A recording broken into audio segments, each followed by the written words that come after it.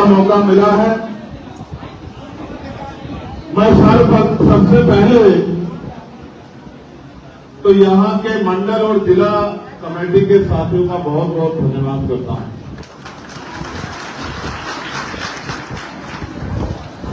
मैं भाई पटेल साहब, सुनील पटेल जी, राजेश गौतम जी, रविकांत जी, विजय आजाद जी, कुलदीप पटेल जी, लक्ष्मी पटेल जी, अशुथामा जी, संदीप सोनकर जी, विनय सागर जी, प्रदेश की कमेटी के अध्यक्ष सुनील चित्तौड़ जी और विधानसभा जिले मंडल के तमाम पदाधिकारियों को बधाई देता हूं कि उनकी मेहनत से आज का आपका कार्यक्रम सफल होने के लिए जा रहा है। मैं अपने युवा मोर्चा के साथियों का, मिशन 78 के साथियों का, अधिवक्ता सेल के साथियों का, किसान संगठन के साथियों का, भाईचारा कमेटी के साथियों का भी धन्यवाद देता हूं। ये बात सच है कि यहां गर्मी बहुत है, लेकिन ये भी करवा सकते हैं कि बाहर भी पैर रखने की जगह नहीं है। जब आप निकलोगे आप देख लोगे।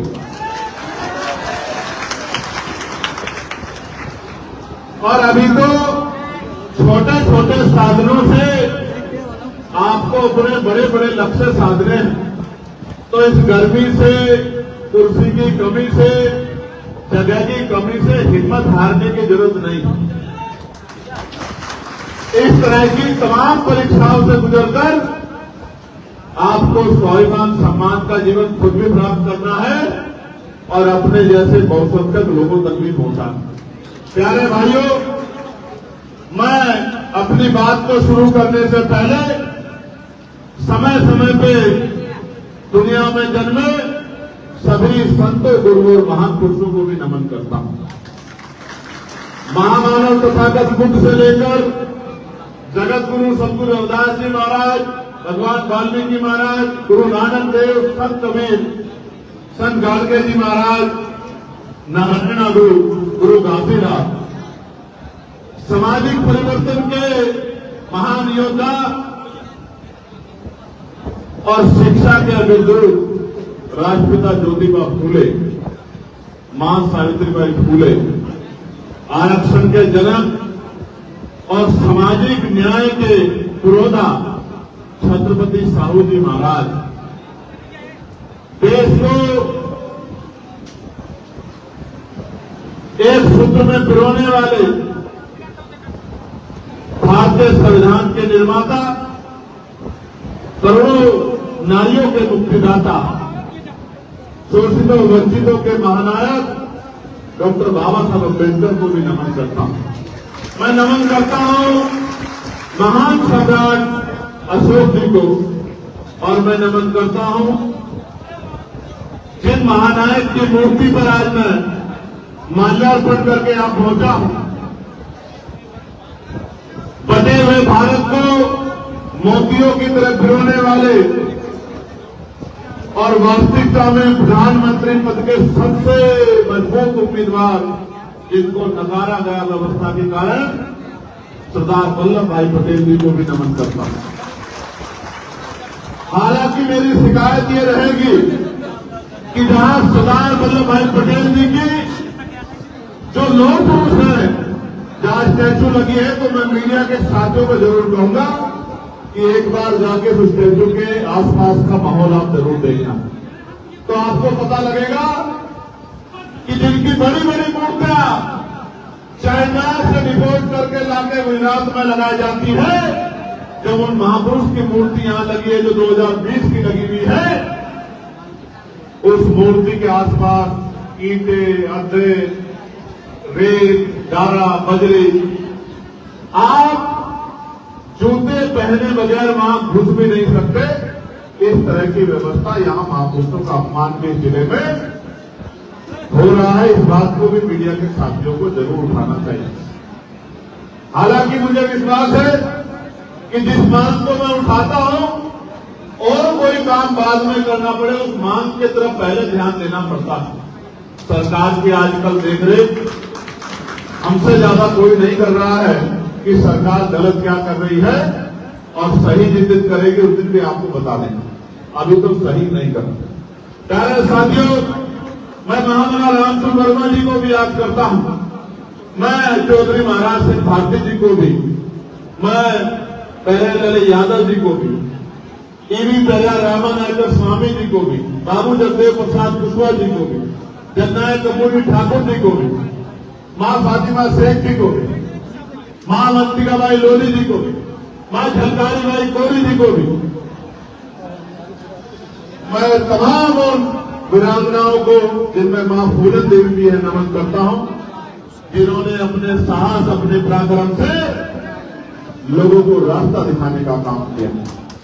मैं बाबू श्री व्यास जोशिया जी को, संत रामप्रिय प्रजापति जी को, मान्यवर दीना भाना वाल्मीकि जी को और मान्यवर साहब श्री काशीराम अपने गुरु और भगवान बिरसा मुंडा जी को भी याद करता हूं। प्यारे साथियों, मैं इन महापुरुषों का जिक्र बार बार इसलिए करता हूं कि जो आने वाली पीढ़ियां हैं और वर्तमान की जो नौजवान नेतृत्व है, जब तक वो अपने महापुरुषों को पढ़ेगा नहीं, अपने महापुरुषों को जानेगा नहीं, मुझे नहीं लगता कि वो अपने महापुरुषों के रास्ते पे चल सकता है।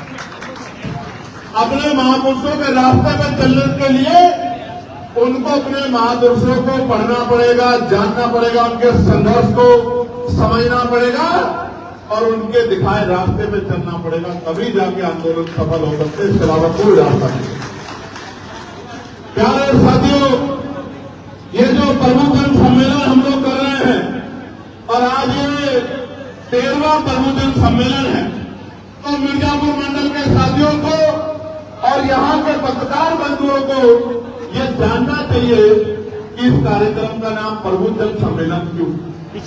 सम्मानित बंधुओं, माताओं, बहनों, नौजवान साथियों, गौर करो, इस प्रदेश में और देश में पहले भी प्रमुखजन सम्मेलन होते थे, लेकिन उन प्रमुखजन सम्मेलन में एक ही जाति के लोग वक्ता होते थे, एक ही जाति के लोग अतिथि होते थे और बाकी सब लोगों को उनकी बात को सुनने के लिए सामने बिठाया जाता। ये माना जाता था, समझा जाता था कि एक ही जाति के लोग प्रभु हैं, लेकिन भगवान बुद्ध को मानने वाले, जगत गुरु रविदास जी को मानने वाले और संतों गुरुओं महान पुरुषों को मानने वाले हम जैसे अम्बेडकरवादी जनसंघी ये मानते हैं, न्यायवादी हम ये मानते हैं कि जब से बाबा साहब अम्बेडकर का संविधान लागू हुआ है तो इस वंचित समाज में भी डॉक्टर, इंजीनियर, IAS, IPS, वकील, जज, प्रोफेसर, शिक्षक, पत्रकार तमाम लोग पैदा हुए हैं, तमाम लोग तैयार हुए हैं और उनकी बदौलत प्रदेश और देश तरक्की के रास्ते पर चल रहा है। आज इस देश के चीफ जस्टिस शेड्यूल कास्ट से आते हैं। आज इस देश की राष्ट्रपति महामहिम हमारी राष्ट्रपति द्रौपदी मुर्मू जी वो आदिवासी समुदाय से आती है। आज इस देश के प्रधानमंत्री जो तीसरी बार इनको सत्ता मिली है वो खुद से कहते हैं कि मैं पिछले वर्ग से आता हूं।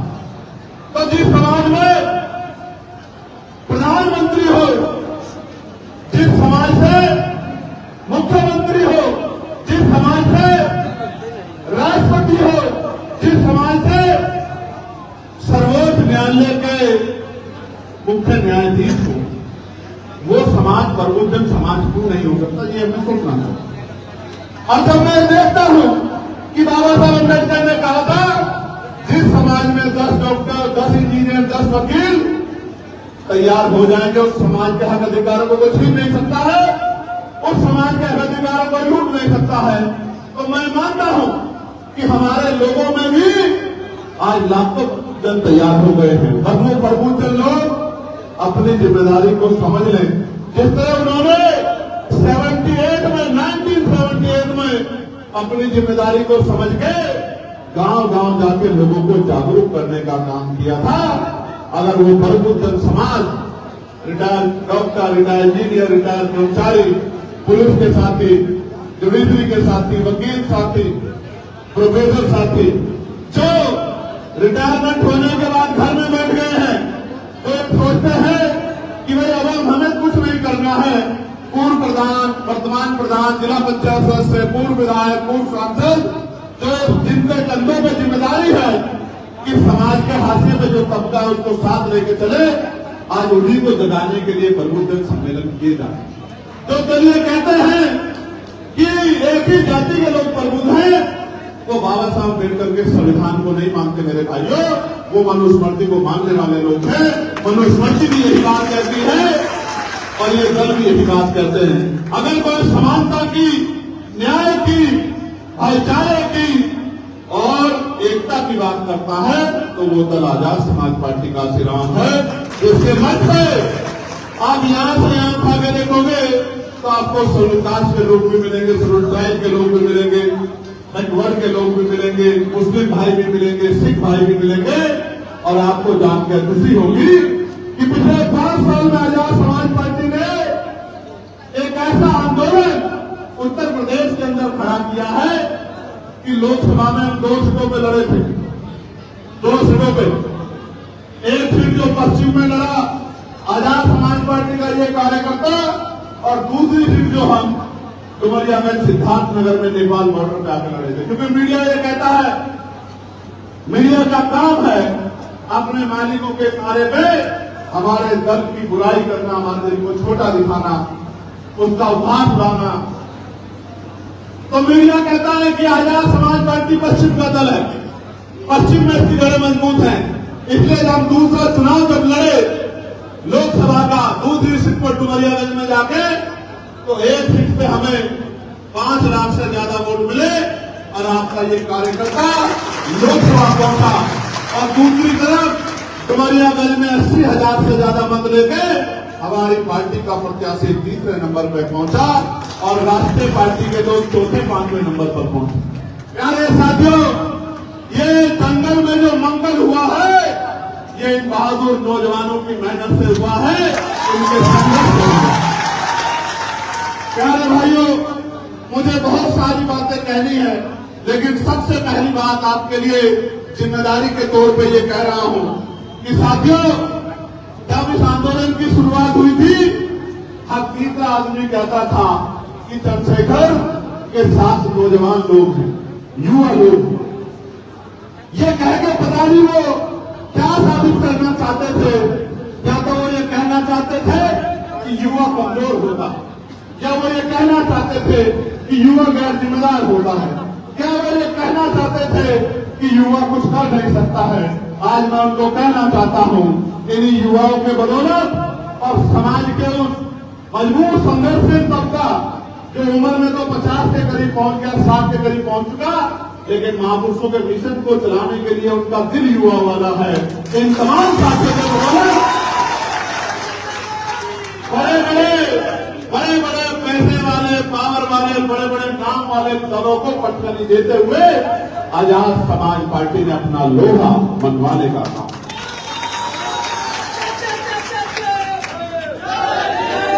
प्यारे भाइयों, मैं आज आपको जिम्मेदारी देने के लिए मिर्जापुर पहुंचा, लेकिन जो बात मैंने युवाओं से शुरू की है, मैं उसको और आगे बढ़ाता हूं। युवा वो है जो सपने देखता है, युवा वो है जिसके संघर्ष का कोई मुकाबला नहीं, युवा वो है जो आंधी तूफान से नहीं डरता है, युवा वो है जो हवाओं का रुख मोड़ देता है, युवा वो है जिसको रोका नहीं जा सकता है, युवा वो है सरदार करतार सिंह सराफा जिन्होंने 19 साल की उम्र में देश के लिए बलिदान दिया। युवा शहीद आजम भगत सिंह भी थे जो 23 साल के थे, हंसते हंसते फांसी के बंदे को चूम गए। युवा वीर अब्दुल हमीद भी थे और युवा शहीद शिरोमणि उधम सिंह भी थे, जिन्होंने जनरल लोणवार को जाके लंदन में गोलियों से छन्नी करने के लिए छन्नी करके अपने लोगों के स्वाभिमान सम्मान का बदला लेने का काम किया। युवा गैर जिम्मेदार नहीं होता साथियों, कभी गैर जिम्मेदार नहीं होता। भारत में तो 18 साल का युवा वोट देंगे। ये भारत एक ऐसा देश है प्यारे भाइयों बहनों, जहां 50% से ज्यादा आबादी युवाओं की है। युवक 50% से ज्यादा आबादी, यानी कि 50% युवा है जो वोट डालता है। प्रधानमंत्री चुनता है, मुख्यमंत्री चुनता है, विधायक चुनता है, सांसद चुनता है, गांव का प्रधान चुनता है, जिला पंचायत का अध्यक्ष चुनता है, जिला पंचायत सदस्य चुनता है, चेयरमैन चुनता है, मेयर चुनता है। ये युवा देश है और युवाओं की इस तरह की मजाक उड़ाने वालों को 24 में सबक सिखाया मेरे युवा भाइयों ने, और आने वाले 30 पंचायत चुनाव में भी सबक सिखाएंगे मेरे युवा भाइयों।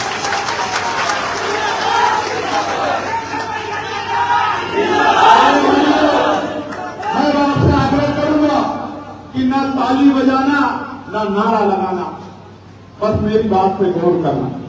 मैं मानता हूं पसीना टपक रहा, बिल्कुल टपक रहा, ये छिपा हुआ नहीं है किससे, लेकिन बस एक बार अपने दिल पे हाथ रख के बताओ, जब ये अन्याय गुंडागर्दी की लाठी हमारे घर तक पहुंचती, जब ये जुल्म जाति की लाठी हमारे घर तक, हमारी बहनों के स्मृतों तक पहुंचती है, वो आंसू खतरनाक होते, तकलीफ दे होते हैं, या ये पसीना तकलीफ दे, बताओ। वो आंसू ज्यादा दर्द देते हैं या ये पसीना तकलीफ दे रहा है? जरा जोर से एक बार मुझे बता दें। तो वो आंसू आपकी आंखों में ना आए तो आज को तकलीफ उठानी पड़ेगी। तैयार हो बताओ। याद करो, खेती किसानी करने वाले परिवारों से जुड़े लोग, किसान जब खेती अपने खेत को जोतने का काम करता है तो पसीना बहता, वही पसीना मिट्टी में, धरती में मिलता है, वो आपका पसीना किसानों का, मजदूरों का, और जब वो मिट्टी में मिलता है तभी फसल पैदा होती है। अगर ये पसीना नहीं बहेगा तो फसल नहीं तैयार होगी, और फसल नहीं तैयार होगी तो आने वाली नस्लों को भूखा मरने के लिए छोड़ा नहीं जा सकता। मेरे भाइयों, प्यारे साथियों, प्रबुद्धजन सम्मेलन के बारे में मैंने आपको बता दिया। अब मैं आपको बताना चाहता हूं कि प्रबुद्धजन सम्मेलन के जरिए किन विषयों को हम लोग उठाने का काम करें। ये प्रबुद्धजन सम्मेलन सहारनपुर से शुरू हुआ, हापुड़ में हुआ, गाजीपुर में हुआ, आगरा पहुंचा, लखनऊ पहुंचा, झांसी पर हुआ, मऊ में पहुंचा, बहराइच हुआ, आज आपने यहां है। ये 13वां सम्मेलन है और इसके बाद 5 सम्मेलन बाकी है। इस बीच में लास्ट सम्मेलन हम लोग गोरखपुर में करके आए थे। गोरखपुर में शानदार सम्मेलन हुआ, बहुत बड़े पैमाने पर लोगों ने प्रतिभाग किया। 2 दिन तक बारिश होती रही, मन में एक भाव थे, तकलीफ की खैर था कि 2 दिन की बारिश के बाद लोग आ जाएंगे नहीं आ जाएंगे। और मैं दिल से बधाई देता हूं कि वहां भी हॉल छोटा पड़ा था और यहां भी हॉल छोटा था। ये वो लोग हैं जो जिनको ना पैसा दिया गया, ना मिठाई दी गई, ना गाड़ी करके दी गई, जिन्होंने अपने पेट को काट काट के एक पैसा जोड़ के जिन्होंने ये सम्मेलन कराया और यहां तक पहुंचकर मुझे हिम्मत देने का काम किया, इसलिए मैं पुनः आपसे बधाई देता हूं। प्यारे साथियों, गोरखपुर के बाद आज आपके जिले में जो मांगे हमने उठाई थी, उनमें महत्वपूर्ण मांग ये थी कि मंडल कमीशन की सिफारिश है, जो बाकी सिफारिश है वो लागू होनी। मंडल कमीशन जब आया था उसकी 2 सिफारिशें लागू हुई थी, अभी 38 सिफारिश बाकी। क्या आप चाहते हो मंडल कमीशन की सिफारिश लागू हो? दोनों हाथ उठा के बताओ, चाहते हो नहीं चाहते हो? जरा एक बार गौर से सुन लो। मंडल कमीशन की सिफारिश लागू होगी तो पिछड़े वर्ग के भाइयों को के अधिकार मिलेंगे। आप चाहते हैं पिछड़े वर्ग के भाइयों को उनके अधिकार मिले? जोर से बताओ। बहुत अच्छी बात। हमारी मांग ये भी थी कि जातिगत गणना होनी चाहिए। इस बात पर गौर करना कि जातिगत गणना होनी चाहिए। जब हमने मांग उठाई तो जातिगत गणना की मांग को सरकार ने मान लिया। 5वें सम्मेलन के बाद कोई बहुत बड़ा आंदोलन नहीं चल रहा था जातिगत गणना पे, लेकिन मान लिया। लेकिन हमारी मांग ये नहीं है सिर्फ की जातिगत गणना, जातिगत गणना के साथ साथ उसके आर्थिक आंकड़े भी जारी हों। क्या हो? आर्थिक आंकड़े। कैसे? ये पता लगे देश को किनके पास रहने के लिए जमीन है, किनके पास खेती के लिए जमीन है, किनके पास बैंक अकाउंट है और बैंक अकाउंट में 1 रुपया, 2 रुपया, 10 रुपया, लाखों रुपया एक्स्ट्रा हो जाएगा, सब सामने आ जाएगा। ये पता लगना चाहिए किसके पास 2 पहिए की गाड़ी है, किसके पास साइकिल है, किसके पास 4 पहिए की गाड़ी है, किसके पास ट्रैक्टर है, किसके पास नौकरी है सरकारी, किसके पास प्राइवेट नौकरी है, किसके पास तो 2 धंधे हैं, किसके पास इंडस्ट्री है, किसके पास मिल है, और कौन ऐसा है जो मंदिरों के, मस्जिदों के, गुरुद्वारों के बाहर भूखे पेट सो रहा है। कौन ऐसा है जिसके सर पर छत नहीं है? जानकारी की लागू मुझे पता लगनी चाहिए, क्योंकि जब तक ये पता नहीं लगेगी तो सरकार योजना कैसे बनाएगी। मैं थोड़ा सा साधारण भाषा में समझा। हमने गिनती की कि 10 लोग हैं सारे। अब 10 लोगों में 4 लोग ऐसे हैं जिनके पास मकान नहीं, 6 लोग ऐसे हैं जिनके पास खेती की जमीन नहीं, 5 लोग ऐसे हैं जिन पे नौकरी नहीं है, रोजगार नहीं है। तभी तो हम लोग तय करेंगे ना योजना बना के कि बाकी 5 लोगों को भी रोजगार मिलना चाहिए, बाकी 4 लोगों को भी खेती की जमीन मिलनी चाहिए, बाकी 5 लोगों को भी मकान मिलना चाहिए। जब हम पे डेटा ही नहीं होगा, जानकारी नहीं होगी, तो हम कैसे उन लोगों को लाभ पहुंचा पाएंगे जो हासिल में पड़े?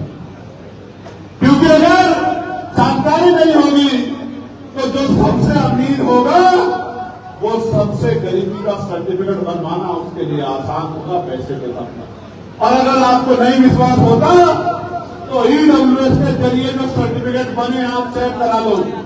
90% सर्टिफिकेट उन लोगों के होंगे जो साधन संपन्न होंगे।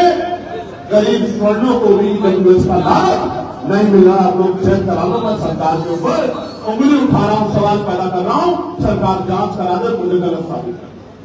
मैंने अपने गांव में देखा था, मेरे गांव में जिसके पास सबसे बड़ा कारखाना था उसके पास गरीबी रेखा से नीचे वाला कार्ड था। मेरे हाथ भी रहा, मैंने अपनी आंखों से देखा।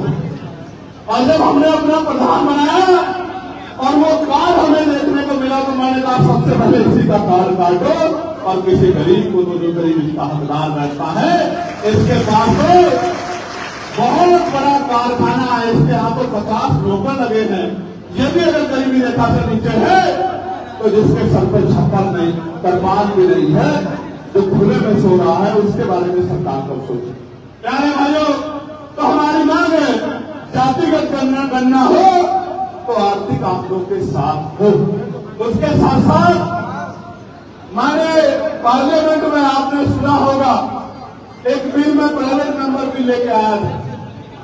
इस देश में 2% सरकारी नौकरियां हैं। कितने %? 98% प्राइवेट सेक्टर। हमारी ये मांग थी कि प्राइवेट सेक्टर में भी SC, ST, OBC के लोगों को आरक्षण का लाभ मिलना चाहिए। इसलिए मैं पार्लियामेंट में ये प्राइवेट मेंबर बिल लेके आया कि जिस तरह से निजीकरण बढ़ रहा है, कल आने वाले समय में सरकारी नौकरी खत्म हो जाएंगी तो निजी क्षेत्रों में भी SC, ST के, OBC के लोगों को आरक्षण का लाभ मिलना चाहिए, क्योंकि अभी सामाजिक गैरबराबरी दूर नहीं हुई। ये हमारी मांग है प्रबुद्ध सम्मेलन के जरिए कि भारत की लोकतांत्रिक व्यवस्था में जनता के पास वोट है, वोट से सरकारें बनती है।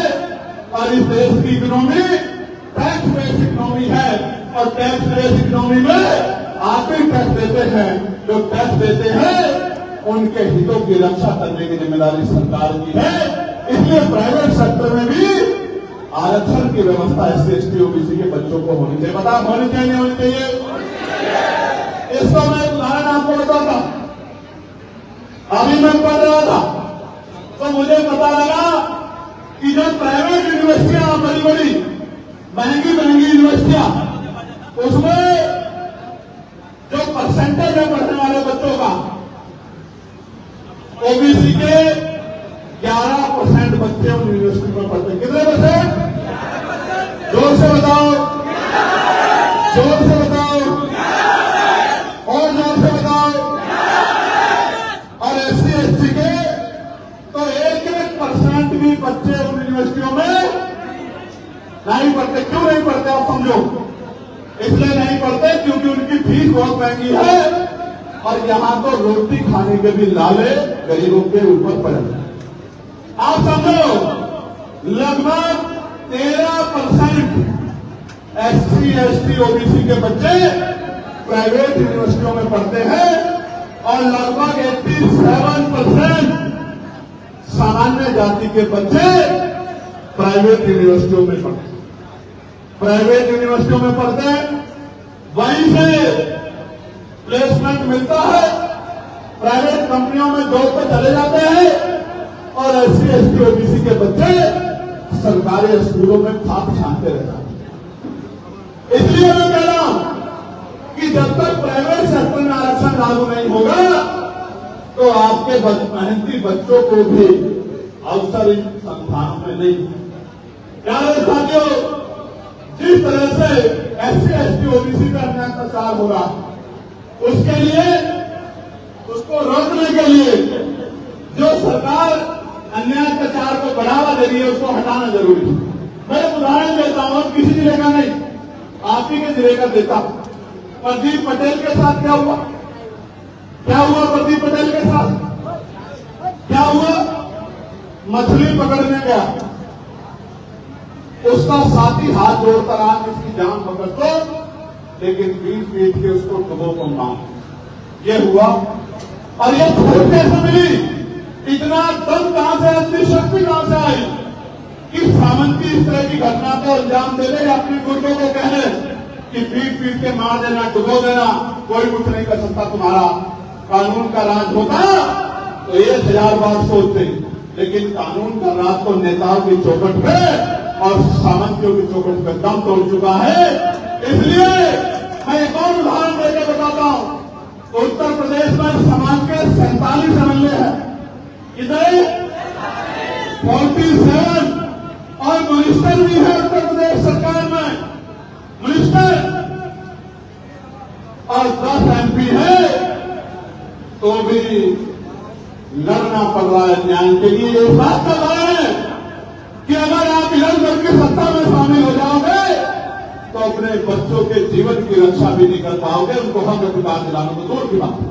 मैं तो हिस्सा देता हूं आपको। 69,000 शिक्षक भर्ती में 20,000 पदों पे घोटाला हुआ था। कितने पदों में? कितने पदों में? कितने पदों में? 20,000 खरों को मुख्य धारा में आने से रोकने का काम इस उत्तर प्रदेश की सरकार ने किया। 5 दिन तक आंदोलन करता रहा मैं, 5 दिन तक आंदोलन करता रहा मैं लखनऊ में। तब जाके 6,800 नौकरियां जारी की गई और बाद में उन 6,800 नौकरियों के खिलाफ भी सरकार कोर्ट चली गई और वो 6,800 नौकरियां भी लटकाने का काम इस सरकार ने। मैं बात आपको इसलिए बता रहा हूं कि 47 MLA उस समय से मिनिस्टर थे, कुछ उनमें से, लेकिन वो सारे मिलकर भी 20,000 परिवारों को न्याय नहीं दिला पाए। इक्के दुक्के परिवार की जिंदगी का क्या मोल है उनकी नजरों में। इसलिए मैं आपको कहना चाहता हूं कि इस निकम्मी सरकार को उखाड़ के फेंकने के अलावा हमारे पास कोई विकल्प नहीं है कि हम अपने लोगों के जान की रक्षा करें। प्यारे साथियों, लगातार आप देख रहे हैं कि बाबा साहब अम्बेडकर ने अपने बच्चों की कुर्बानी देकर इस आरक्षण व्यवस्था को लागू कराने का काम किया, जिसकी वजह से मेरे पिताजी प्राइमरी स्कूल के मास्टर बने और जिसकी वजह से मैं लोकसभा का सदस्य बना। उस आरक्षण में लगातार खतरा मंडरा रहा है। आज देश में इतनी गैर बराबरी है, सामाजिक गैर बराबरी, कि अभी अगर आरक्षण जैसी व्यवस्था हट जाए, 20,000 पदों का मैंने उदाहरण दे दिया, लेकिन मैं गारंटी से कह सकता हूं आज भी गैर बराबरी इतने बड़े पैमाने पर है कि अगर आरक्षण व्यवस्था हट जाए तो पाल, प्रजापति, कश्यप, सैनी, मौर्य, साक्य, कुशवाहा, बिंद, राजभर, केवल, मल्ला, निषाद, ये कुर्मी समाज के लोग, यादव समाज के लोग, जाट समाज के लोग, गुर्जर समाज के लोग, उनके साथ साथ चमार, वाल्मीकि, पासी, धोबी, कोरी, कटें, तमाम शेड्यूल कास्ट की जातियों के लोग, इनके बच्चों को कोई कुर्सी पर नहीं बैठने देगा। अभी भी इनको कल नहीं आ रही है कि किसने आपके अधिकारों को रोकने का काम किया। अगर पिछड़े वर्ग के लोग कुछ नहीं कर सकते हैं तो एक बार मंडल कमीशन के आंदोलन को जरूर पढ़ ले कि मंडल कमीशन को रोकने के लिए कौन खड़ा था और उसको लागू कराने के लिए सीना तान के कौन खड़ा था। अगर शेड्यूल कास्ट के लोगों को नहीं पता लग रहा है तो शेड्यूल कास्ट के मेरे भाई एक बार 2 अप्रैल 2018 के आंदोलन को गौर फरमा ले कि उनके बच्चों पे गोली चलाने वाला कौन था और उनके साथ कंधे से कंधा मिलकर लड़ाई लड़ने वाला कौन था, उनके हक अधिकार को बचाने वाला कौन था। और मुस्लिम समाज के भाइयों को भी कहना चाहता हूं, ना कोई कानून व्यवस्था, ना कोई न्याय व्यवस्था, बस नाम मुसलमान होना चाहिए। फिर गोली भी चलेगी, लाठी भी चलेगी, बुलडोजर भी चलेगा और इनकाउंटर भी होंगे। और फिर उनकी धार्मिक, चाहे जैन हो, चाहे बौद्ध हो, चाहे सिख हो, चाहे ईसाई हो, मुसलमानों की धार्मिक आजादी को भी जो आजादी संविधान ने दी है उस आजादी को भी पानी में डुबो दिया जाएगा, उस आजादी में भी बुलडोजर चल जाएगा। उसका उदाहरण जो है कि जो परंपरागत कार्यक्रम होते आ रहे थे वो सारे परंपरागत कार्यक्रम रोकने का काम इस सरकार ने कर दिया। मैं आपको विश्वास दिलाकर कहता हूं, एक बार मौका आजाद समाज पार्टी को दो। आपकी मस्जिदें, आपके खानकाएं, आपके कब्रिस्तान, आपके अन्य धार्मिक स्थलों की सुरक्षा की गारंटी आजाद समाज पार्टी देगी। आपको न्याय दिलाने की गारंटी आजाद समाज पार्टी। प्यारे साथियों, एक आखिरी मांग जो हम लोग लंबे समय से पहले दिन से उठा रहे हैं, मैं ये जानना चाहता हूं, बाबा साहब अम्बेडकर के द्वारा जो वोट का अधिकार दिया गया है, आप इसकी शक्ति को समझते हो नहीं समझते हो? जोर से बताओ, समझते नहीं समझते हो? तो ये बताओ, जो लोग चाहते हैं कि ईवीएम से चुनाव हो वो हाथ खड़ा कर लो। जो चाहते हैं ईवीएम से चुनाव हो, जोर से सुन लो, कान खोलकर सुन लो। ऐसा ना हो आप गलत दिशा में हाथ उठा दो। जो लोग चाहते हैं ईवीएम से चुनाव हो वो हाथ खड़ा कर लें। अच्छा, एक आधा है मीडिया के भाइयों देख लो, वो भी गुमराह होकर उठाना, उसकी समझ में नहीं आ रहा होगा बेचारा। और इसको सत्यता करा देता हूं अभी। जो लोग चाहते हैं बैलेट पेपर से चुनाव हो, जरा दोनों हाथ खड़ा कर लो, नीचे कर लो हाथ, बैठ जाओ अपनी जगहों पे, नीचे हाथ करके। ये कहना था मैं आपसे कि आजाद समाज पार्टी, भैया बच्चे बैठो सारे, अगर एक भी खड़ा दिखा मुझे ना तो फिर देख लेना अगले दिन 10 सेकंड के अंदर। नीचे बैठो, जमीन में बैठो, तुम लोग सब सोच प्राप्त किए थे, सब नीचे बैठो। इसको विवेक को मारो क्या?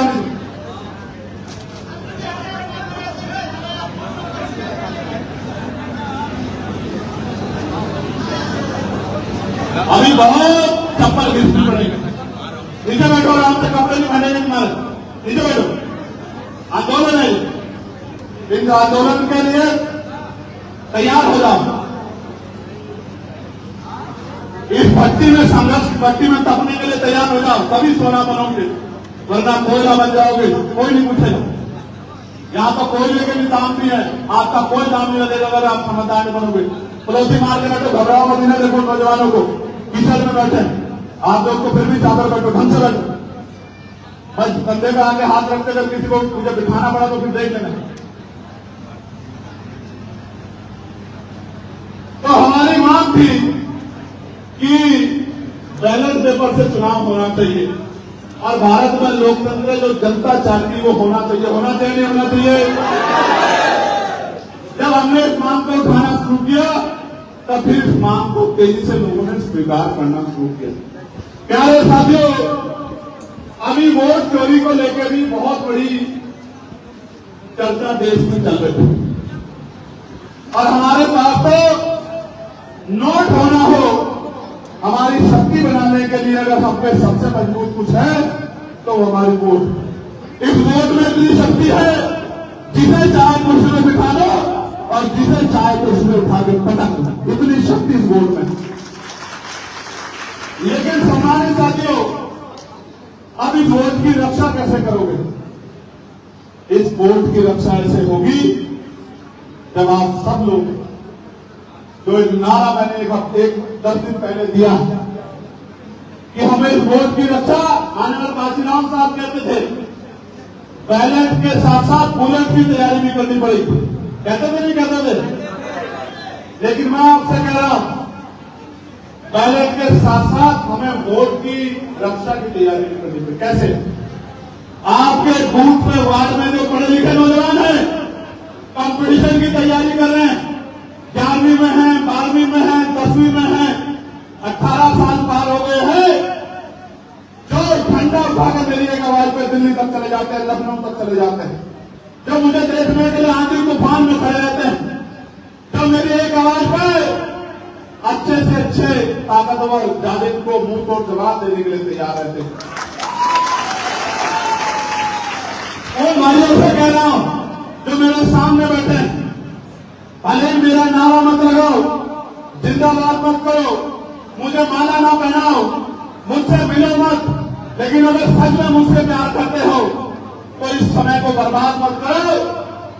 हर व्यक्ति, हर नौजवान अपने अपने वोट की जिम्मेदारी उठाओ, वोट वॉरियर बनो, वोट रक्षक बनो, डेटा तैयार करो, एक एक वोट को संगठित करो, मेरी बात को घर घर तक पहुंचाने का काम करो और इस बात को मजबूत करने का काम करो, जिससे आपकी आने वाली पीढ़ियां सुख सुविधा और सम्मान का जीवन प्राप्त कर सके। करोगे नहीं करोगे बताओ? कैसे आप आज मोटरसाइकिल लेकर दौड़े? मुझे आपके 1 महीना नहीं चाहिए, मुझे हफ्ते में आपके 2 दिन, 1 दिन चाहिए, उसके भी कुछ घंटे चाहिए। कितने दिन? 1 दिन और 1 दिन के भी कुछ घंटे। दूर मत जाओ, मैं जानता हूं आपकी जेब में पैसे नहीं होते, कहां से लाओगे पैसे, मैं जानता हूं। दूर मत जाओ, अपनी गली को, अपने वार्ड को तैयार करो, एक एक घर जाओ, डेटा बनाओ, ट्रेनिंग कराएं, जिम्मेदारी उठाओ, अपने विधानसभा अध्यक्ष को दो कि मैं अपने वोट का, अपने भाई को ताकत देने के लिए, अपने गरीब परिवारों के आंसू पहुंचने के लिए मैं वोट रक्षक बनने का काम करूंगा। मेरा नाम पता, नंबर नोट कर लो, मुझे जो काम आप बताओगे उसको मैं करने का काम करूंगा। जिम्मेदारी उठाओ अगर आप मुझसे प्यार करते हैं। क्योंकि प्यारे भाइयों, जब तक हम पे ताकत नहीं आएगी, किसी भी तरह का परिवर्तन वो शक्ति से होता है और शक्ति सत्ता में है। जब तक सत्ता हमारे पास नहीं होगी, न हम जान माल की रक्षा कर सकते हैं, न आपको इज्जत सम्मान का जीवन दिलाने का जो संकल्प लेके हम लोग दिल में चल रहे हैं, उस संकल्प को पूरा कर सकते हैं। मैं आपके सामने ये बात दोहराना चाहता हूं। मैं जब लोकसभा में गया, 1 साल से ज्यादा का समय हो गया। इस बार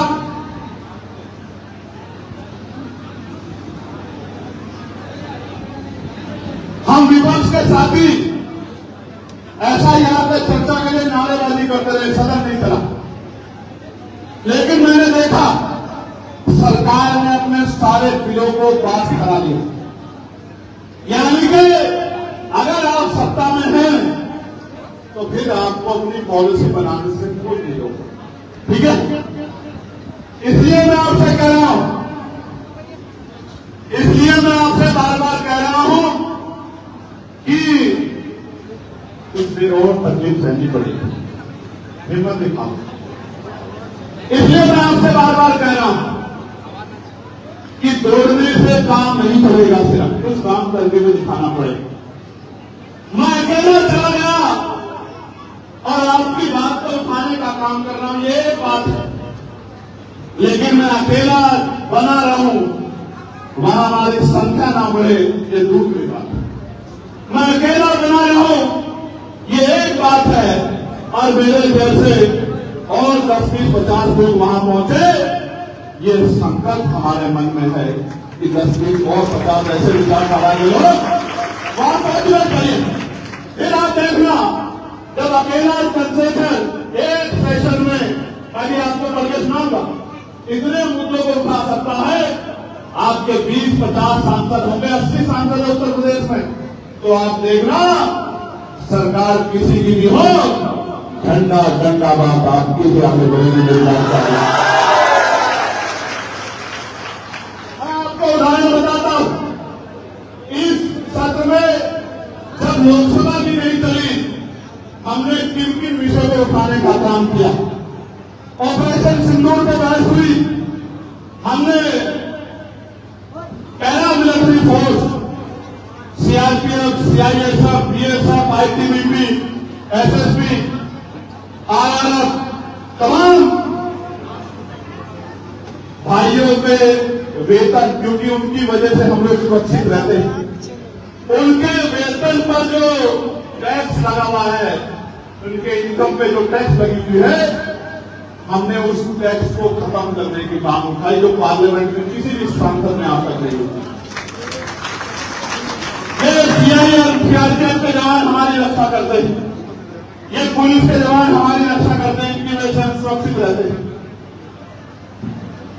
इनके वेतन में भी टैक्स होता है, वो टैक्स जब नेताओं के वेतन पे नहीं है तो इनके वेतन पे भी नहीं होना चाहिए, जो हमारे देश है। दूसरा, ये सरकार उत्तर प्रदेश की तो स्कूलों को बंद करने के नाम पर बंद कर रही थी। पार्लियामेंटों के बाहर तख्ती लेके घंटों घंटे खड़े होके मीडिया के जरिए हमने उस गलत पॉलिसी को रोकने का विरोध किया, और जब पार्लियामेंट चली तो सवाल पूछकर, पत्र लिखकर सरकार को जगाने का काम किया, उनकी गलती का एहसास कराने का काम उनको किया, और उसका फायदा ये हुआ कि अंत सरकार को वो स्कूल बंद करने का आदेश वापस लेना पड़ा। और आप जानो, सरकारी स्कूलों में किसके बच्चे पढ़ते हैं? किसके बच्चे पढ़ते हैं? अमीरों के तो प्राइवेट स्कूल में पढ़ते हैं 87%, तो सरकारी स्कूलों में किसके पढ़ते हैं? तो ये स्कूल बंद होंगे तो किसका रास्ता बंद होगा? किसके भविष्य में ताला लगेगा? इसलिए लड़ाई लड़ने का काम किया। एक दवा एक दाम की पॉलिसी बने, इस बात को उठाने का काम किया कि एक ही दवा है, एक कंपनी उसको 10 रुपए में देती है, दूसरी कंपनी 50 में देती है, तीसरी कंपनी 100 में देती है, कोई बड़ी बड़ी कंपनी 500 में देती है। क्यों देती मैं बताता हूं। मैं भी आ रहा था आपके यहां, मैंने बड़े बड़े एडवर्टाइजमेंट के बोर्ड देखे, फलाना सीमेंट, टिमका सीमेंट, जितनी लागत है उससे ज्यादा का एडवर्टाइजमेंट होता है, और ये एडवर्टाइजमेंट का पैसा भी आपकी खून की कमाई से वसूला जाता है। इसलिए हमने सरकार से मांग की कि एक दवा है, बनाने में एक लागत आ रही है, टैक्स उस पर एक लग रहा है, तो उसका दाम भी एक होना चाहिए। इसके लिए हमने आंदोलन करने का काम किया। बहन मनीषा जो हरियाणा की हमारी बहन थी, आप लोगों ने देखा होगा 9 दिन तक उसकी बॉडी लेकर उसके परिवार के लोग बैठे रहे। उस बहन की आवाज को हमने पार्लियामेंट में उठाने का काम किया, और सरकार को सीबीआई जांच की घोषणा कर दी गई। प्यारे भाइयों, थानागढ़ में स्कूल गिर गया था, स्कूल की छत, 7 मासूम बच्चों की जान चली गई थी। और थानागढ़ के स्कूल के ऊपर जांच हो और उन बच्चों के परिवारों को मुआवजा मिले और स्कूलों की स्थिति बदली जाए, इसके लिए हमने आंदोलन करने का काम किया। एसएससी के अभ्यर्थियों को, जो एसएससी के बच्चे हैं, उन अभ्यर्थियों को उनकी परीक्षा में जो घोटाला हो रहा है, कभी सेंटर दूर लगा देते हैं, कभी पेपर लीक हो जाता है, कभी कंप्यूटर डिस्टर्ब हो जाते हैं। वो बच्चे आंदोलन कर रहे थे, उनकी मांग को, एसएससी के बच्चों की मांग को भी उठाने का काम किया, सरकार से जवाब मांगने का काम किया। प्यारे भाइयों, अधिवक्ता भाइयों के लिए, मैं खुद अधिवक्ता हूं, हमारी बहन अधिवक्ता साथ पीछे बैठी है, एडवोकेट प्रोटेक्शन एक्ट लागू हो, इसकी मांग को भी जोर शोर से उठाने का काम किया और कानून मंत्री को पत्र लिख के कहा कि इसको लागू करना चाहिए, एडवोकेटों की मांग को मानना चाहिए, क्योंकि एडवोकेट न्याय दिलाने का काम करते हैं, न्याय की मजबूत आवाज होते हैं, उनको संरक्षण और सुविधाएं मिलनी चाहिए। पुरानी पेंशन को, ओपीएस को लागू कराने के लिए आंदोलन करने का काम किया इसी सत्र में कि पुरानी पेंशन हमारे पूर्व कर्मचारियों का अधिकार है और जो वर्तमान में सेवा कर रहे हैं उनका भी अधिकार है। समान काम, समान वेतन और समान सम्मान लागू हो, इस कार्य को भी सरकार द्वारा पॉलिसी बनाई जाए। आप महसूस करना, मैं सरकारी कर्मचारियों का सबसे बड़ा हितैषी, लेकिन आप महसूस करो, एक ऑफिस में अगर 50 कर्मचारी हैं तो 25 सरकारी होंगे और 25 और सरकारी सुविधा ठेकेदारी का होंगे। वो भी 8 घंटे काम करते हैं, ये भी 8 घंटे काम करते हैं। इनको एक महीने में 50,000 रुपए की सैलरी मिलती है, वहीं दूसरे को 6,000, 8,000, 9,000, 11,000 रुपए मिलते हैं। सम्मानित जीवन में नहीं मिल सकता। आप देखो, उदाहरण बताता हूं, आशा बहने, आंगनबाड़ी बहने, भोजन माताएं, पंचायत सहायक, ग्राम रोजगार सेवक, पीआरडी के जवान, होमगार्ड भाई, कंप्यूटर ऑपरेटर, रेलवे में कितने सुविधा पे कर्मचारी, तमाम जो है दफ्तरों में बहुत क्लास के जो कर्मचारी हैं, सुविधा के सफाई कर्मचारी, सबको वेतन समान मिलना चाहिए, इसकी मांग भाई। नगीना उत्तर प्रदेश में और पूरे उत्तर प्रदेश में बाढ़ से जो किसानों को नुकसान हुआ, उनके जान माल की रक्षा की आवाज उठाई। पीएससी के भाइयों के लिए उनके प्रमोशन में देरी हो रही थी, सामान्यतः प्रमोशन प्रक्रिया से नहीं हो रहा था, उनका प्रमोशन हो रहा, ये आवाज उठाई। और उत्तर प्रदेश में एससी, एसटी, ओबीसी के भाइयों को विदेश पढ़ने के लिए 1,000 भाइयों को स्कॉलरशिप मिले पूरे प्रदेश से हर साल, इसकी मांग भी उठाई। मगर मैं आपसे कुछ बताना चाहता हूं, ये मांगे हमने इसलिए उठाई क्योंकि हम सत्ता में नहीं, लेकिन आने वाले कल में अगर आपने अवसर दे दिया तो 3-4 जरूरी काम करेंगे इन मंगों के साथ साथ।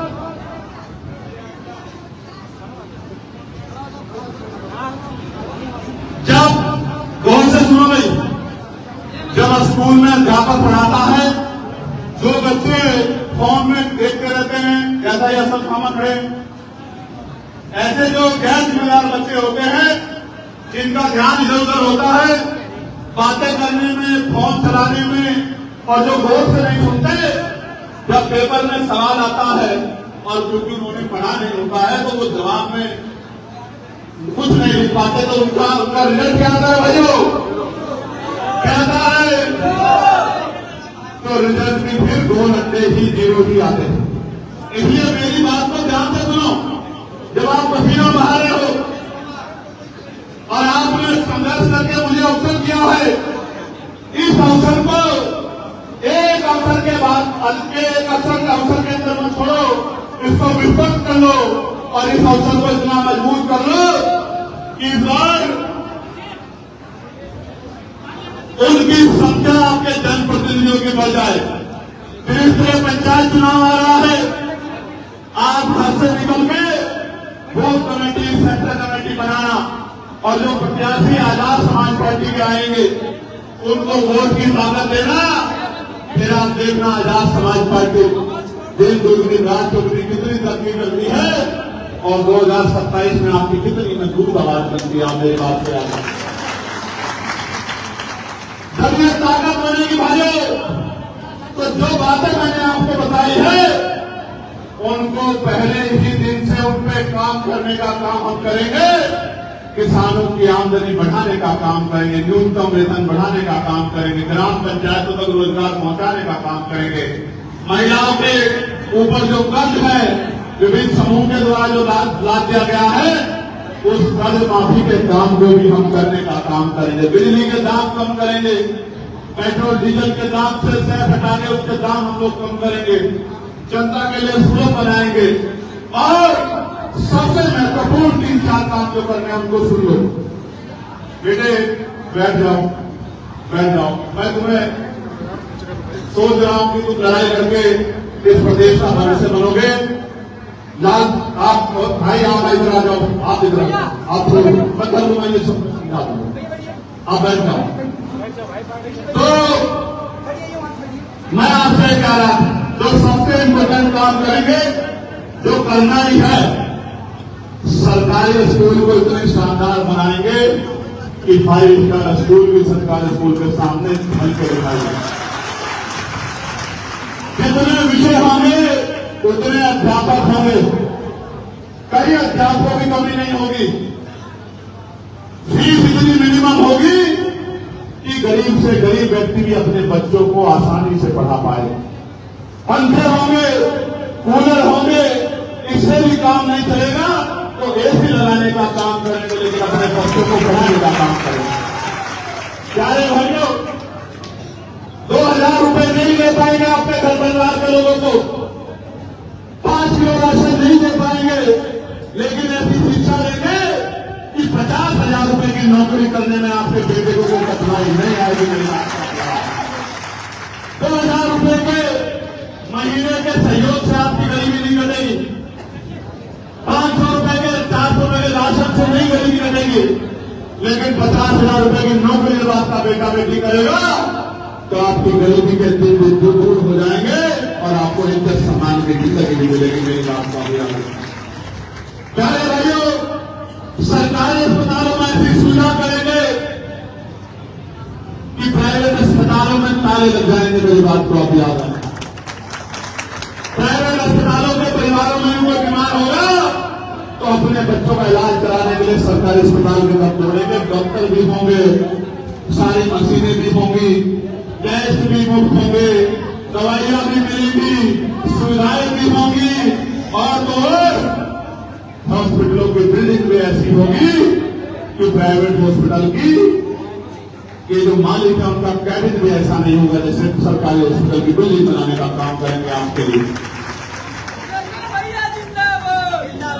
प्यारे भाइयों, आज जो जुल्म अत्याचार की लाठियां आपकी तरफ उठती है, बहन बेटियों की तरफ उठती है, वचन देकर कह रहा हूं आपको, नोट कर लो, इतनी अच्छी कानून व्यवस्था बनाएंगे, किसी सामंती की हिम्मत नहीं पड़ेगी किसी गरीब की बच्ची की तरफ आंख उठा के देखने वाली बात कर रहे हैं। आज जो जमीनें दबा कर बैठे हैं, कल आपकी जमीनें दबाना तो दूर, जिन्होंने जमीन दबा रखी है कागज लेके आपके घरों में घूमते फिरेंगे कि अपनी जमीन वापस ले लो। इससे पहले कि चंद्रशेखर भाई तक की बात पहुंच जाए, अपनी जमीन वापस ले लो। और अन्याय अत्याचार करना तो बहुत दूर की बात हो जाएगी। अन्याय अत्याचार करने वाले प्रदेश छोड़ के भाग जाएंगे, इस बात का जो मैं आपको विश्वास दिलाता हूं। अगर कोई उत्तर प्रदेश में रहेगा तो कानून के राज को सर माथे माफ कर रहे हैं। प्यारे भाइयों, महिलाओं को रोजगार घर पे पहुंचाने का काम करेंगे, पढ़े लिखे नौजवानों को रोजगार से जोड़ने का काम करेंगे। पुरानी पेंशन को 500-700 रुपए से बढ़ा के कम से कम 2100 वृद्धा पेंशन को 2100 रुपए वृद्धा पेंशन करने का काम करेंगे। आशा आंगनबाड़ी बहनों को, भोजन माताओं को, रोजगार ग्राम रोजगार सेवकों को, पंचायत सहायकों को कम से कम 21,000 रुपए का वेतन दिलाने का काम करेंगे। साथ का भी मैं आपको विश्वास दिलाऊंगा। जितने संविधान ठेकेदारी के कर्मचारियों को पक्का करने का काम करेंगे और सरकारी मुलाजिमों के बराबर तनख्वाह देने का काम करेंगे। साथ का भी आपको विश्वास दिलाऊंगा। लेकिन यह तभी होगा कि नगीना की तरह आप भी अपने मन में संकल्प कर लो कि हमें आजाद समाज पार्टी अपनी पार्टी को ताकत देनी है। अगर मेरे अकेले से बन पड़ता, क्योंकि लोकतंत्र बहुमत का नाम है, तो मैं अकेला इस काम को कर देता। अभी तो मैं अकेला लड़ रहा हूं। क्या इस बार आने वाले 30वें पंचायत चुनाव में अपने दल को मजबूत करोगे भी करोगे? बताओ। सारे हाथ नहीं उठ रहे हैं, दोबारा से उठाओ, एक बार सबको देखूंगा।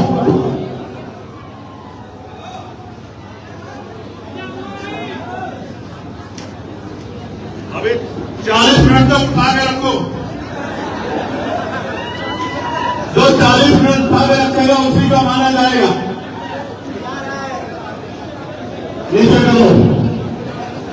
मेरा काम आपको तकलीफ देना नहीं है, आपकी तकलीफ खत्म करना, आपके आंसू पूछना है, आपके विश्वास को मजबूत करना है, महापुरुषों के अधूरे काम को पूरा करना। मेरा काम ये नहीं है कि मैं आपको तकलीफ दूं। और आप देखो, मैं आपको दिखाना नहीं चाहता था, मैं आपसे कम टक्कर नहीं ले रहा हूं। देखो, गीली होगी है नहीं गीली होगी है? इस पसीने से नहीं डरता भाइयों मैं आपकी आंखों के टपकते हुए आंसू से डरता हूं, बस और किसी चीज से नहीं डरता। मेरी बात को अभ्यास, मैं जेल से नहीं डरता, छोटे मुकदमों से नहीं डरता हूं, साजिशों से नहीं डरता हूं, बोलने से नहीं डरता हूं। मेरे पिता ने मुझसे एक बार कहा था कि दुनिया में आना जाना ये सबके लिए है, लेकिन जाने के बाद लोग आपको क्यों याद रखे, इस बात को आप समझना। और प्यारे भाइयों, जिस दिन गोली लगने के बाद मेरा मुझे जीवन मिला था, उस दिन मैंने ये तय कर लिया था, मुझे महसूस हो गया था कि मेरा जन्म आकर जाने के लिए नहीं हुआ है, आपके आंसू पूछने के लिए और महापुरुषों के जुड़े काम को पूरा करने के लिए। मेरी माँ बेटी है, मेरी बहनें बेटी हैं, पीछे खड़ी है, गर्मी में परेशान हो रही है।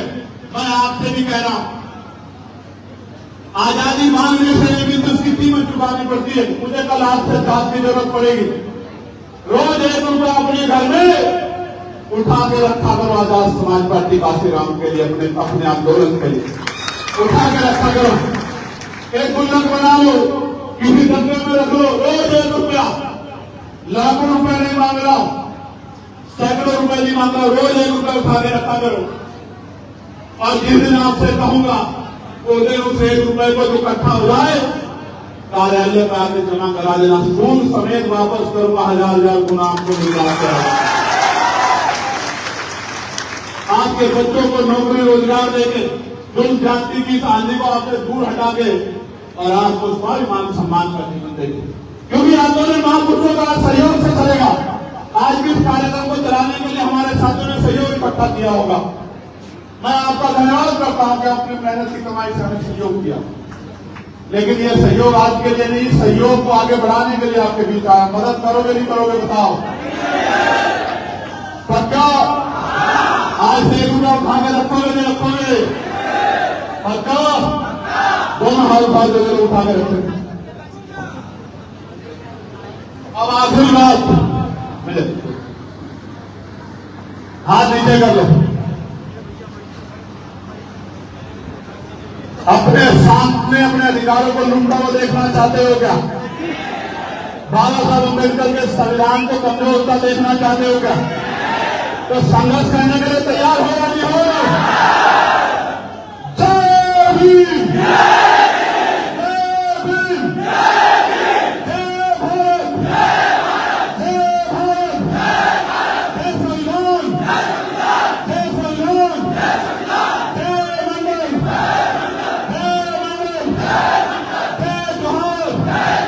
भारतीय संविधान जिंदाबाद, गरीब जनता जिंदाबाद, किसान मजदूर जिंदाबाद।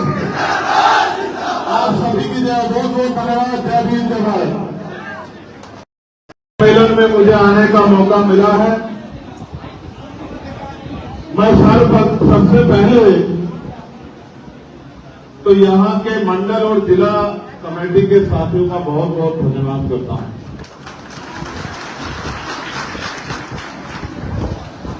मैं भाई पटेल साहब, सुनील पटेल जी, राजेश गौतम जी, रविकांत जी, विजय आजाद जी, कुलदीप पटेल जी, लक्ष्मी पटेल जी, अशुथामा जी, संदीप सोनकर जी, विनय सागर जी, प्रदेश की कमेटी के अध्यक्ष सुनील चित्तौड़ जी और विधानसभा जिले मंडल के तमाम पदाधिकारियों को बधाई देता हूं कि उनकी मेहनत से आज का आपका कार्यक्रम सफल होने के लिए जा रहा है। मैं अपने युवा मोर्चा के साथियों का, मिशन 78 के साथियों का, अधिवक्ता सेल के साथियों का, किसान संगठन के साथियों का, भाईचारा कमेटी के साथियों का भी धन्यवाद देता हूं। ये बात सच है कि यहां गर्मी बहुत है, लेकिन ये भी करवा सकते हैं कि बाहर भी पैर रखने की जगह नहीं है। जब आप निकलोगे आप देख लोगे।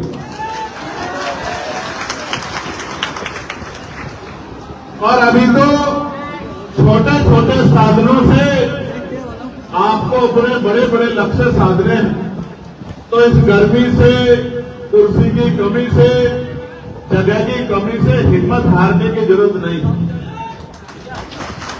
इस तरह की तमाम परीक्षाओं से गुजरकर आपको स्वाभिमान सम्मान का जीवन खुद भी प्राप्त करना है और अपने जैसे बहुसंख्यक लोगों तक भी पहुंचाना। प्यारे भाइयों, मैं अपनी बात को शुरू करने से पहले समय समय पे दुनिया में जन्मे सभी संतों, गुरुओं और महान पुरुषों को भी नमन करता हूं। महामानव तथागत बुद्ध से लेकर जगत गुरु सतगुरु रविदास जी महाराज, भगवान वाल्मीकि महाराज, गुरु नानक देव, संत कबीर, संत गाडगे जी महाराज, नारायण गुरु घासीदास, सामाजिक परिवर्तन के महान योद्धा और शिक्षा के अग्रदूत राष्ट्रपिता ज्योतिबा फूले, मां सावित्रीबाई फूले, आरक्षण के जनक और सामाजिक न्याय के पुरोधा छत्रपति साहू जी महाराज, देश को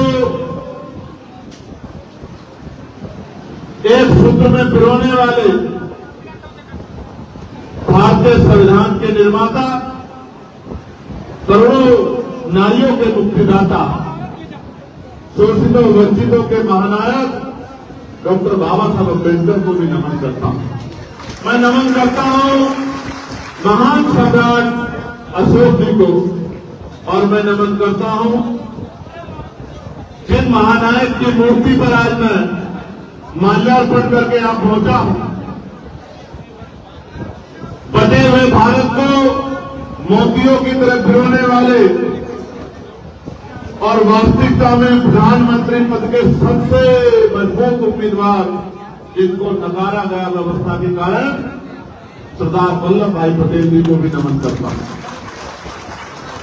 हालांकि मेरी शिकायत ये रहेगी कि जहां सरदार वल्लभ भाई पटेल जी की जो लौह पुरुष है, जहां स्टैचू लगी है, तो मैं मीडिया के साथियों को जरूर कहूंगा कि एक बार जाके उस स्टैचू के आसपास का माहौल आप जरूर देखना, तो आपको पता लगेगा कि जिनकी बड़ी बड़ी मूर्तियां चाइना से रिपोर्ट करके लाके गुजरात में लगाई जाती है, जब उन महापुरुष की मूर्ति यहां लगी है जो 2020 की लगी हुई है, उस मूर्ति के आसपास ईंटें, अड्डे, रेत, डारा, बजरी आप जूते पहने बगैर वहां घुस भी नहीं सकते। इस तरह की व्यवस्था यहां महापुरुषों का अपमान के जिले में हो रहा है। इस बात को भी मीडिया के साथियों को जरूर उठाना चाहिए। हालांकि मुझे विश्वास है कि जिस मांग को मैं उठाता हूं और कोई काम बाद में करना पड़े, उस मांग की तरफ पहले ध्यान देना पड़ता है। सरकार की आजकल देखरेख हमसे ज्यादा कोई नहीं कर रहा है कि सरकार गलत क्या कर रही है, और सही जिस दिन करेगी उस दिन भी आपको बता देंगे। अभी तो सही नहीं कर रहे। प्यारे साथियों, मैं महामना रामचंद्र वर्मा जी को भी याद करता हूं, मैं चौधरी महाराज सिंह भारती जी को भी, मैं पहले यादव जी को भी, ईवी प्रजा रामानायकर स्वामी जी को भी, बाबू जगदेव प्रसाद कुशवाहा जी को भी, जननायक कपूरी ठाकुर जी को भी, मां फातिमा शेख जी को भी, मां अवंतिका बाई लोधी जी को भी, मां झलकारी बाई कोरी जी को भी, मैं तमाम उन वीरांगनाओं को, जिनमें मां फूलन देवी भी है, नमन करता हूं, जिन्होंने अपने साहस, अपने पराक्रम से लोगों को रास्ता दिखाने का काम किया। मैं बाबू श्री व्यास जोशिया जी को, संत रामप्रिय प्रजापति जी को,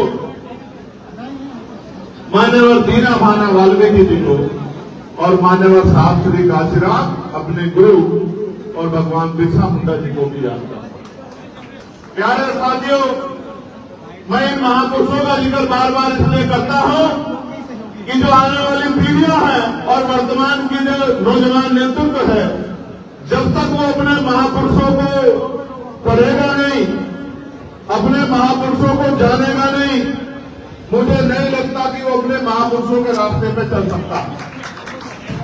अपने महापुरुषों के रास्ते पर चलने के लिए उनको अपने महापुरुषों को पढ़ना पड़ेगा, जानना पड़ेगा, उनके संघर्ष को समझना पड़ेगा और उनके दिखाए रास्ते पे चलना पड़ेगा, तभी जाके आंदोलन सफल हो सकते हैं। इसके अलावा कोई रास्ता नहीं। प्यारे साथियों, ये जो प्रमुखन सम्मेलन हम लोग कर रहे हैं और आज ये 13वां प्रमुखन सम्मेलन है, तो मिर्जापुर मंडल के साथियों को और यहाँ के पत्रकार बंधुओं को ये जानना चाहिए कि इस कार्यक्रम का नाम प्रबुद्धन सम्मेलन क्यों। सम्मानित बंधुओं, माताओं, बहनों, नौजवान साथियों, गौर करो, इस प्रदेश में और देश में पहले भी प्रबुद्धन सम्मेलन होते थे, लेकिन उन प्रबुद्धन सम्मेलन में एक ही जाति के लोग वक्ता होते थे, एक ही जाति के लोग अतिथि होते थे और बाकी सब लोगों को उनकी बात को सुनने के लिए सामने बिठाया जाता। ये माना जाता था, समझा जाता था कि एक ही जाति के लोग प्रबुद्ध हैं, लेकिन भगवान बुद्ध को मानने वाले, जगत गुरु रविदास जी को मानने वाले और संतों, गुरुओं, महान पुरुषों को मानने वाले हम जैसे अम्बेडकरवादी, जनसंघी ये मानते हैं, न्यायवादी हम ये मानते हैं कि जब से बाबा साहब अम्बेडकर का संविधान लागू हुआ है, तो इस हक वंचित समाज में भी डॉक्टर, इंजीनियर, IAS, IPS, वकील, जज, प्रोफेसर, शिक्षक, पत्रकार, तमाम लोग पैदा हुए हैं, तमाम लोग तैयार हुए हैं और उनकी बदौलत प्रदेश और देश तरक्की के रास्ते पर चल रहा है। आज इस देश के चीफ जस्टिस शेड्यूल कास्ट से आते हैं। आज इस देश की राष्ट्रपति, महामहिम हमारी राष्ट्रपति द्रौपदी मुर्मू जी, वो आदिवासी समुदाय से आती है। आज इस देश के प्रधानमंत्री जो तीसरी बार जिनको सत्ता मिली है, वो खुद से कहते हैं कि मैं पिछले वर्ग से आता हूं। तो जिस समाज में प्रधानमंत्री हो, जिस समाज से मुख्यमंत्री हो, जिस समाज से राष्ट्रपति हो, जिस समाज से सर्वोच्च न्यायालय के मुख्य न्यायाधीश हो, वो समाज प्रबुद्धन समाज क्यों नहीं हो सकता, ये हमें सोचना चाहिए। और जब मैं देखता हूं कि बाबा साहब अम्बेडकर ने कहा था, जिस समाज में 10 डॉक्टर, 10 इंजीनियर, 10 वकील तैयार हो जाएंगे, उस समाज के हक अधिकारों को कोई छीन नहीं सकता है, उस समाज के हक अधिकारों को लूट नहीं सकता है। तो मैं मानता हूं कि हमारे लोगों में भी आज लाखों जन तैयार हो गए हैं। बस वो प्रबुद्धजन लोग अपनी जिम्मेदारी को समझ लें। जिस तरह उन्होंने 1978 में अपनी जिम्मेदारी को समझ के गांव-गांव जाके लोगों को जागरूक करने का काम किया था। अगर वो प्रबुद्धजन समाज, retired doctor, retired engineer, retired कर्मचारी, पुलिस के साथी, जुडिशरी के साथी, वकील साथी, प्रोफेसर साथी, जो रिटायरमेंट होने के बाद घर में बैठ गए हैं, तो सोचते हैं कि भाई अब हमें कुछ नहीं करना है। पूर्व प्रधान, वर्तमान प्रधान, जिला पंचायत सदस्य, पूर्व विधायक, पूर्व सांसद, जो जिनके कंधों पर जिम्मेदारी है कि समाज के हाशिए पे जो तबका है उसको साथ लेके चले, आज उन्हीं को जगाने के लिए प्रबुद्धजन सम्मेलन किए जाए। तो चलिए कहते हैं कि एक ही जाति के लोग प्रबुद्ध हैं, वो बाबा साहब अम्बेडकर के संविधान को नहीं मानते मेरे भाइयों, वो मनुस्मृति को मानने वाले लोग हैं। मनुस्मृति भी यही बात कहती है और ये दल भी यही बात कहते हैं। अगर कोई समानता की, न्याय की, भाईचारे की और एकता की बात करता है तो वो दल आजाद समाज पार्टी का श्रीराम है। इसके मंच पे आप यहां से यहां भागे देखोगे तो आपको शेड्यूल कास्ट के लोग भी मिलेंगे, शेड्यूल ट्राइब के लोग भी मिलेंगे, वर्ग के लोग भी मिलेंगे, मुस्लिम भाई भी मिलेंगे, सिख भाई भी मिलेंगे।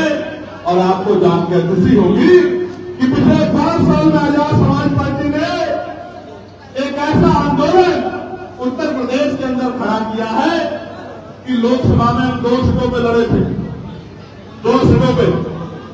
एक सीट जो पश्चिम में लड़ा आजाद समाज पार्टी का ये कार्यकर्ता, और दूसरी सीट जो हम डुमरिया में सिद्धार्थनगर में नेपाल बॉर्डर पे आकर लड़े थे। क्योंकि मीडिया ये कहता है, मीडिया का काम है अपने मालिकों के नारे पे हमारे दल की बुराई करना, हमारे दल को छोटा दिखाना, उसका उपहास लाना।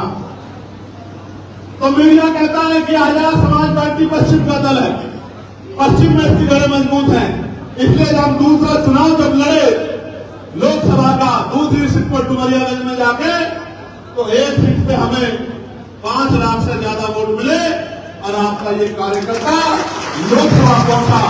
और दूसरी तरफ डुमरियागंज में 80,000 से ज्यादा मत लेके हमारी पार्टी का प्रत्याशी तीसरे नंबर पर पहुंचा और राष्ट्रीय पार्टी के लोग चौथे 5वें नंबर पर पहुंचे। प्यारे साथियों, ये जंगल में जो मंगल हुआ है, ये इन बहादुर नौजवानों की मेहनत से हुआ है, इनके संघर्ष से हुआ। प्यारे भाइयों, मुझे बहुत सारी बातें कहनी है, लेकिन सबसे पहली बात आपके लिए जिम्मेदारी के तौर पे ये कह रहा हूं कि साथियों, जब इस आंदोलन की शुरुआत हुई थी, हर तीसरा आदमी कहता था कि चंद्रशेखर के साथ नौजवान लोग हैं, युवा लोग हैं। ये कह के पता नहीं वो क्या साबित करना चाहते थे। या तो वो ये कहना चाहते थे कि युवा कमजोर होता है, या वो ये कहना चाहते थे कि युवा गैर जिम्मेदार होता है, क्या वो ये कहना चाहते थे कि युवा कुछ कर नहीं सकता है। आज मैं उनको कहना चाहता हूं, इन्हीं युवाओं के बदौलत और समाज के उस मजबूर संघर्षशील तबका जो उम्र में तो 50 के करीब पहुंच गया, 60 के करीब पहुंच चुका, लेकिन महापुरुषों के मिशन को चलाने के लिए उनका दिल युवा वाला है। इन तमाम साथियों के बदौलत बड़े बड़े पैसे वाले, पावर वाले, बड़े बड़े काम वाले दलों को पटखनी देते हुए आजाद समाज पार्टी ने अपना लोहा मनवाने का काम।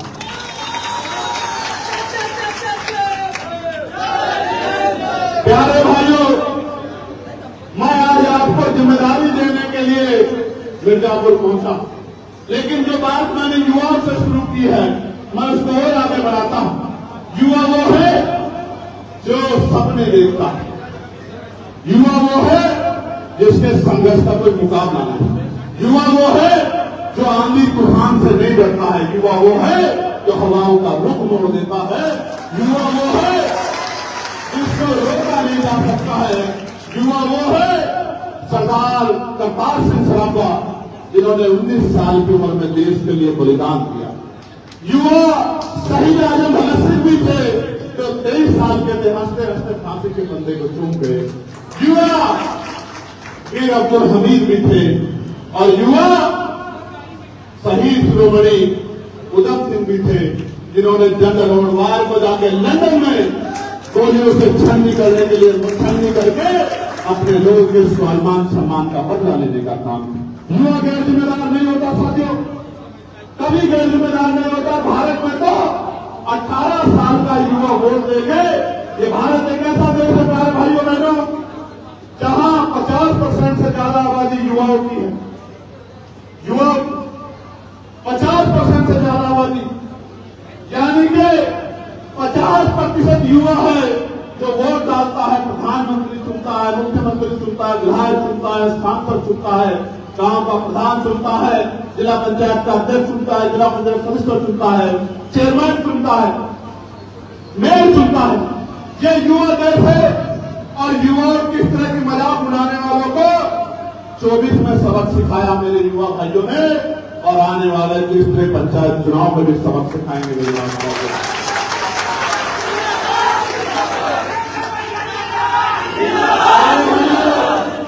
मैं आपसे आग्रह करूंगा कि न ताली बजाना न नारा लगाना, बस मेरी बात पे गौर करना। मैं मानता हूं पसीना टपक रहा, बिल्कुल टपक रहा, ये छिपा हुआ नहीं है किससे, लेकिन बस एक बार अपने दिल पे हाथ रख के बताओ, जब ये अन्याय गुंडागर्दी की लाठी हमारे घर तक पहुंचती है, जब ये जुल्म जाति की लाठी हमारे घर तक, हमारी बहनों की अस्मतों तक पहुंचती है, वो आंसू खतरनाक होते हैं, तकलीफ दे होते हैं, या ये पसीना तकलीफ दे बताओ? वो आंसू ज्यादा दर्द देते हैं या ये पसीना तकलीफ दे रहा है? जरा जोर से एक बार मुझे बता दें। तो वो आंसू आपकी आंखों में ना आए तो आज को तकलीफ उठानी पड़ेगी। तैयार हो बताओ। याद करो, खेती किसानी करने वाले परिवारों से जुड़े लोग, किसान जब खेती अपने खेत को जोतने का काम करता है तो पसीना बहता, वही पसीना मिट्टी में धरती में मिलता है, वो आपका पसीना किसानों का, मजदूरों का, और जब वो मिट्टी में मिलता है तभी फसल पैदा होती है। अगर ये पसीना नहीं बहेगा तो फसल नहीं तैयार होगी, और फसल नहीं तैयार होगी तो आने वाली नस्लों को भूखा मरने के लिए छोड़ा नहीं जा सकता। मेरे भाइयों, प्यारे साथियों, प्रबुद्धजन सम्मेलन के बारे में मैंने आपको बता दिया। अब मैं आपको ये बताना चाहता हूं कि प्रबुद्धजन सम्मेलन के जरिए किन विषयों को हम लोग उठाने का काम कर रहे हैं। ये प्रबुद्धजन सम्मेलन सहारनपुर से शुरू हुआ, हापुड़ में हुआ, गाजीपुर में हुआ, आगरा पहुंचा, लखनऊ पहुंचा, झांसी पर हुआ, मऊ में पहुंचा, बहराइच हुआ, आज आपके यहां है। ये 13वां सम्मेलन है और इसके बाद 5 सम्मेलन बाकी है। इस बीच में लास्ट सम्मेलन हम लोग गोरखपुर में करके आए थे। गोरखपुर में शानदार सम्मेलन हुआ, बहुत बड़े पैमाने पे लोगों ने प्रतिभाग किया। 2 दिन तक बारिश होती रही, मन में एक भाव थे, तकलीफ था कि 2 दिन की बारिश के बाद लोग आ जाएंगे नहीं आ जाएंगे।